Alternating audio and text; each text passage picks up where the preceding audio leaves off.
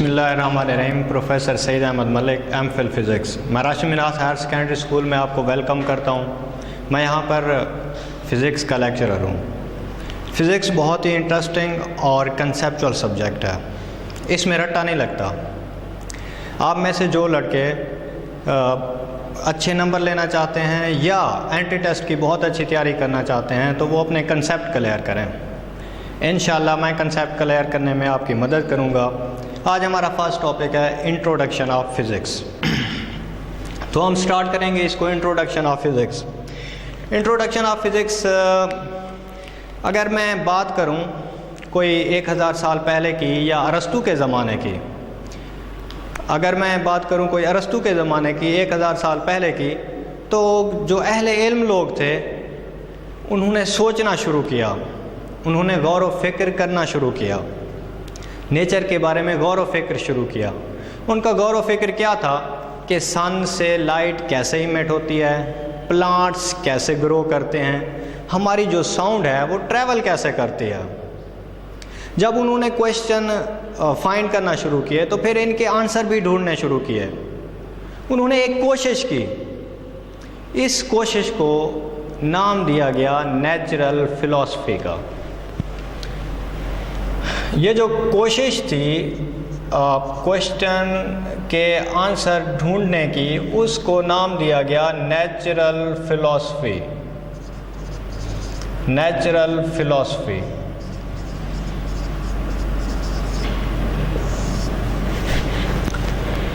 अब 19वीं सेंचुरी जैसे ही स्टार्ट हुई तो इल्म इतना ज़्यादा हो गया कि साइंटिस्ट ने सोचा कि इस इल्म को हम डिवाइड कर दें 2 पार्ट्स में। और वो जो पार्ट्स थे वो हमारे पास थे, number 1 biological science, biological science, और नंबर 2 हमारे पास थी फिजिकल साइंस।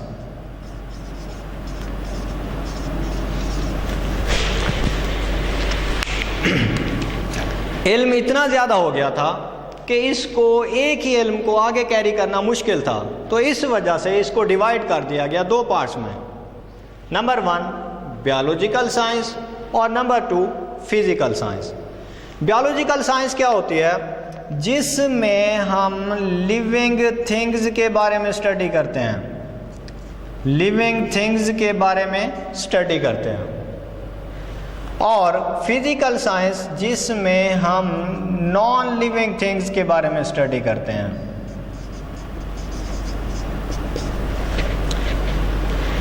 बायोलॉजिकल साइंस में हम लिविंग थिंग्स के बारे में स्टडी करते हैं, फिजिकल साइंस में हम नॉन लिविंग थिंग्स के बारे में स्टडी करते हैं। बायोलॉजिकल साइंस जो है वो फिर आगे डिवाइड हो जाती है। कौन कौन से सब्जेक्ट हैं उसको हम इसमें हम पढ़ेंगे बायोलॉजी के बारे में। उसके बाद नंबर 2 है हम पढ़ेंगे बॉटनी के बारे में। उसके बाद नंबर 3 है हम इसमें पढ़ेंगे ज़ूलॉजी के बारे में।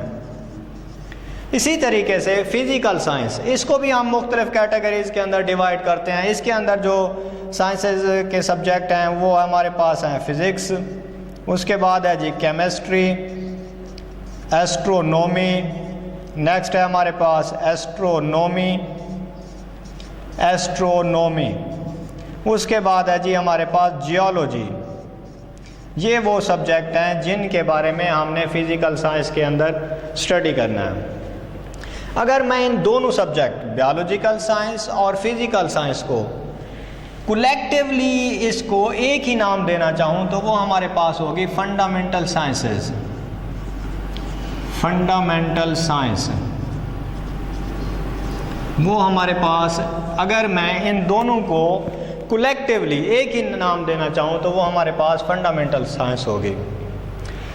ये जो फंडामेंटल साइंस होती है ये 3 हिस्सों को 3 पार्ट्स पर मुश्तमिल है।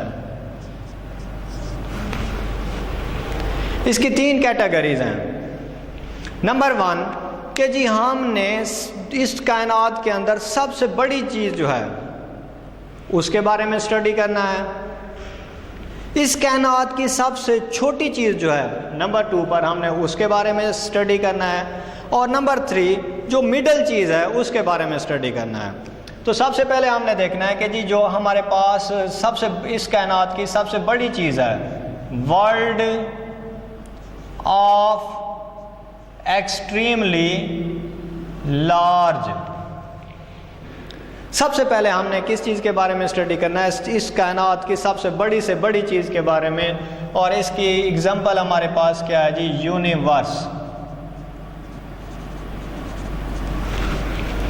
उसके बाद इस कायनात की सबसे छोटी से छोटी चीज़, वर्ल्ड ऑफ एक्सट्रीमली स्मॉल। इस कायनात की सबसे छोटी से छोटी चीज़ क्या हो सकती है? Electrons, protons, neutrons, nucleus. और फिर है इन दोनों के दरमियान वाली चीज़ जो कि हमारे पास है, world of middle size. World of middle size. और उसमें क्या क्या चीज़ें आ जाती हैं? इसमें हमारे पास आ जाता है जी मॉलिक्यूल से लेकर अर्थ, मॉलिक्यूल से लेकर अर्थ तक। हमने इन दोनों के बारे, हमने इन मॉलिक्यूल से लेकर अर्थ तक जितनी चीज़ें हमने उनके बारे में स्टडी करना है। तो ये हमारे पास 3 फ्रंटियर्स हैं फंडामेंटल साइंसेस के।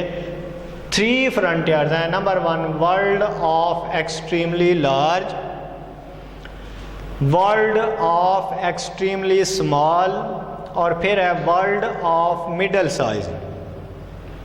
तो अगर हम फिज़िकल साइंस को देखें तो इसमें हमारे पास फिज़िकल साइंस के अंदर फिज़िक्स भी है जो कि हमारा सब्जेक्ट है। इसी फिज़िक्स को आगे हम कंटिन्यू करेंगे। फ़िज़िक्स का हम इंट्रोडक्शन ऑफ फिज़िक्स पढ़ रहे थे। तो फिज़िक्स हमारे पास क्या है? इसकी definition, it the branch of science which deals with the study of matter, energy and their relationship. ये फिज़िक्स, ये साइंस की ऐसी ब्रांच है जो कि दो मैटर के बारे में बताती है, एनर्जी के बारे में, और इनके दरमियान relationship. Deals with the study of matter, energy and their relationship.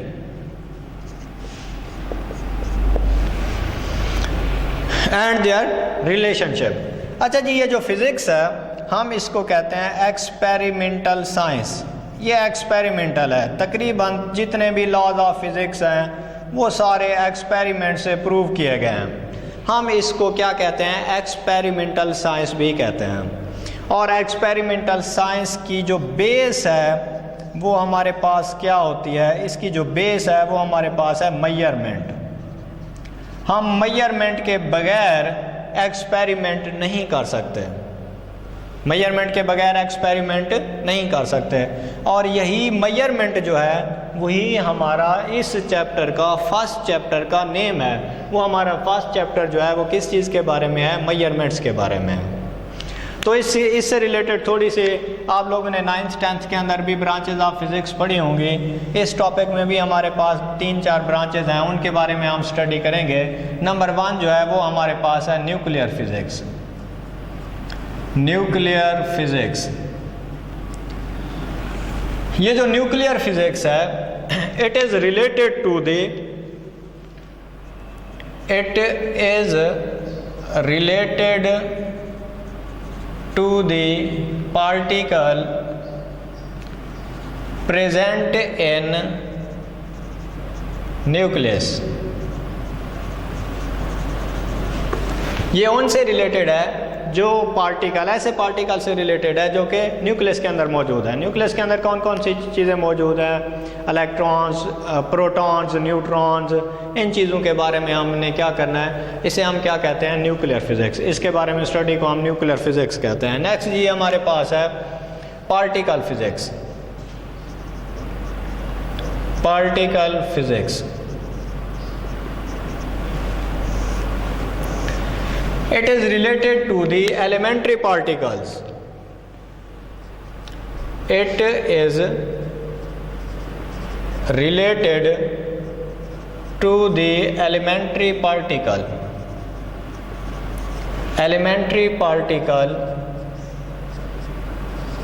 of which matter is composed of। Matter किन चीज़ों का बना होता है, इनके बारे में स्टडी को हम क्या कहते हैं, पार्टिकल्स कहते हैं। उसके बाद है जी solid state physics. Solid state physics it deals with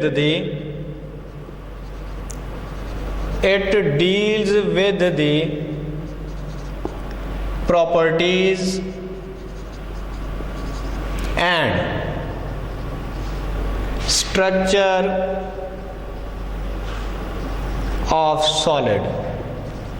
ये सॉलिड के प्रॉपर्टीज़ के बारे में बताती है और स्ट्रक्चर के बारे में बताती है कि सॉलिड किस किस चीज़ का बना होता है, इसकी प्रॉपर्टीज़ क्या हैं। उसके बाद है जी रिलेटिविस्टिक मैकेनिक्स। ये जो फिज़िक्स की ब्रांच है relativistic mechanics, it deals with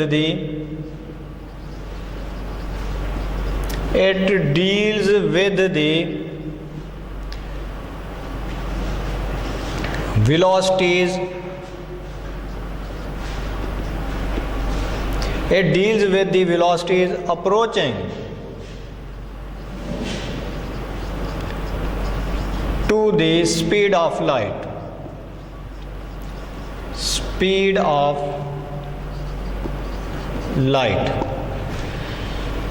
अच्छा जी, ये हमारे पास क्या था, रिलेटिविस्टिक मैकेनिक्स। तो आज हमारा इंट्रोडक्शन था फिज़िक्स का और हमारा चैप्टर नंबर 1 है मेजरमेंट्स के बारे में। इंट्रोडक्शन ऑफ फिज़िक्स, ये इंट्रोडक्शन ऑफ फिज़िक्स था और इससे रिलेटेड इसकी कुछ ब्रांचेस थी जो कि हमारे इंट्रोडक्शन में ही शामिल थी। तो इसमें आप लोगों ने इंट्रोडक्शन ऑफ फिज़िक्स में आपने सबसे पहले नेचुरल फ़िलासफ़ी के बारे में बताना है। उसके बाद हमने नेचुरल फ़िलासफ़ी को हमने 2 कैटेगरीज़ में डिवाइड कर दिया। नंबर 1 है बायोलॉजिकल साइंस, उसके बाद है जी फ़िज़िकल साइंस। बायोलॉजिकल साइंस में हम लिविंग थिंग्स के बारे में स्टडी करते हैं, फ़िज़िकल साइंस में नॉन लिविंग थिंग्स के बारे में स्टडी करते हैं। बायोलॉजिकल साइंस में कौन कौन सी चीज़ें आ जाती है, biology, botany, zoology. Physical science में हमारे पास फ़िज़िक्स, केमिस्ट्री, एस्ट्रोनॉमी, जियोलॉजी। अच्छा जी, उसके बाद है फंडामेंटल साइंस। फंडामेंटल साइंस क्या है, इसके 3 फ्रंटियर्स हैं। कौन कौन से हैं, वर्ल्ड ऑफ एक्सट्रीमली लार्ज, इस कायनात की सबसे हमने पहले स्टडी करना है। इस कायनात की जो सबसे बड़ी से बड़ी चीज़ है उसके बारे में स्टडी करना है, और वो सबसे बड़ी चीज़ क्या है, यूनिवर्स है। उसके बाद इस कायनात की सबसे छोटी चीज़ के बारे में हमने स्टडी करना है, और ये वो हमारे पास क्या है, वर्ल्ड ऑफ एक्सट्रीमली स्मॉल।